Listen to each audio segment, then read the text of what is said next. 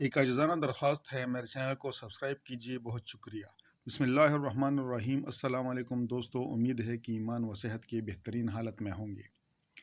اشفاق احمد صاحب لکھتے ہیں کہ سال 1977 میں ایک امریکن پروفیسر اسمتھ مولر نے قرآن مجید میں کوئی خامی تلاش کرنے کا ارادہ کیا۔ گہری مولر ٹورنٹو یونیورسٹی میں پڑھتا تھا اور وہ عیسائی مبلغ بھی تھا، اور جب بھی موقع ملتا وہ عیسائی نام کی تبلیغ شروع کر دیتا۔ اس کا خیال تھا کہ قرآن مجید میں خامی ڈھونڈ لینے سے مسلمانوں کو عیسائیت پر لانے میں بہت مدد ملے گی۔ پروفیسر مولر نے قرآن مجید پر تحقیق شروع کر دی۔ اس نے قرآن کریم کے ایک ایک حرف کا مطالعہ کیا، ایک ایک آیت کو بغور دیکھا۔ اس تحقیق میں اس نے اپنے ساتھ دیگر چند پادری جو کہ عیسائیت میں بڑا نام رکھتے ہیں، ان کو ساتھ ملا کر قرآن مجید کی مکمل تحقیق شروع کر دی۔ اس نے تقریباً 1 سال صرف کیا، یعنی کہ 1 سال قرآن شریف کو پڑھنے اور تحقیق میں لگایا۔ ساتھ میں نکتہ چینی ڈھونڈنے کی کوشش کرتا رہا۔ تحقیقات کرنے کے بعد جو کچھ اس نے لکھا، انتہائی غیر جانبداری کے ساتھ لکھا۔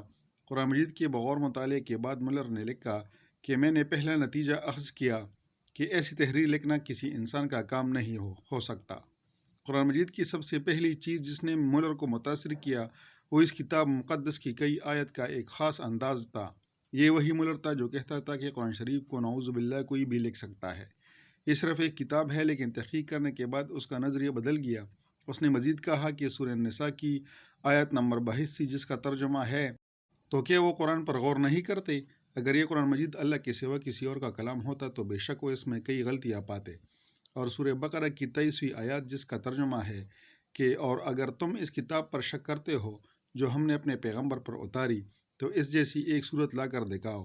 قرآن مجید پر تحقیق کے بعد پروفیسر مولر نے دی امیزنگ قرآن کے نام سے ایک لیکچر دیا، جس میں اس نے کہا کہ دنیا میں ایسا کوئی مصنف نہیں ہے جو ایک کتاب لکھے اور پھر لوگوں کو چیلنج کرے کہ آؤ میری کتاب میں سے غلطی نکال کر دکھاؤ، جس طرح قرآن مجید میں بارہا کہا گیا ہے۔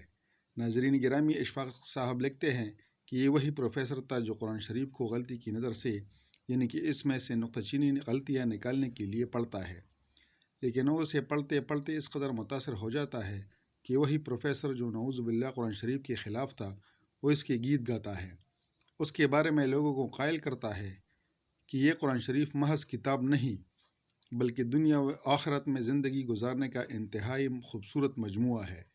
پروفیسر مولر مزید کہتا ہے کہ یہ بہت ہی حیران کن بات ہے کہ قرآن پاک میں جو آیات مسلمانوں کی کسی شکست یا صدمے کے موقع پر نازل ہوئی، ان میں سے مسلمانوں کو صبر کرنے کی تلقین کی گئی اور مستقبل میں فتح کی خوشخبری سنائی گئی، جبکہ جو آیات کسی فتح کے موقع پر نازل ہوئی ان میں غرور و تکبر سے بچنے کی تنبیہ کی گئی ہے اور مسلمانوں سے مزید جدوجہد اور قربانیاں طلب کی گئی ہیں۔ گہری مولر کہتا ہے کہ اگر کوئی شخص اپنی کتاب اپنے آپ بھی لکھتا ہے تو اپنی فتوحات کو بڑا چڑھا کر بیان کرتا ہے اور شکست کو بھی ہیلے بہانے سے جیتی قرار دینے کی کوشش کرتا ہے، لیکن قرآن مجید میں تسلسل کے ساتھ اور انتہائی منطقی انداز میں اس کے بالکل برعکس لکھا گیا ہے۔ قرآن مجید میں کسی ایک مخصوص وقت کی تاریخ بیان نہیں کی گئی، بلکہ اس میں عام قوانین وضع کیے گئے ہیں جو اللہ تعالیٰ اور اس کے بندوں کے مابین تعلق کے خد و خال کا تعین کرتے ہیں۔ گہری مولر نے جب قرآن پاک کا یہ معجزہ دیکھا تو رونے لگا۔ اس کے دل کی دنیا بدل چکی تھی۔ اس نے اپنی پوری کوشش کی مگر کوئی ایک غلطی بھی نہ نکال سکا، اور نکال بھی کیسے سکتا تھا، کیونکہ قرآن پاک کی حفاظت کا ذمہ اللہ تعالیٰ نے خود لیا ہے۔ یہی وجہ ہے کہ آج تک اس سے نہ کوئی غلطی نکال سکا ہے اور نہ ہی اس میں کوئی غلطی ہے۔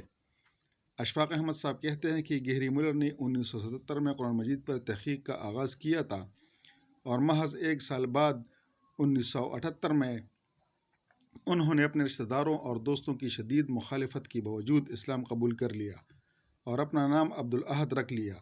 اس کے بعد سے انہوں نے اپنی زندگی اسلام کی دعوت کے لیے وقف کر رکھی ہے۔ وہ ٹی وی پروگرامز اور پبلک لیکچرز میں لوگوں کو اسلام کی تبلیغ کرتے ہیں۔ معزز دوستو، یہ اللہ تعالیٰ کا کسی بھی انسان پر سب سے بڑا فضل و کرم ہے کہ اللہ تعالیٰ اس کو راہ ہدایت یعنی اسلام کے دائرے میں داخل کر دے۔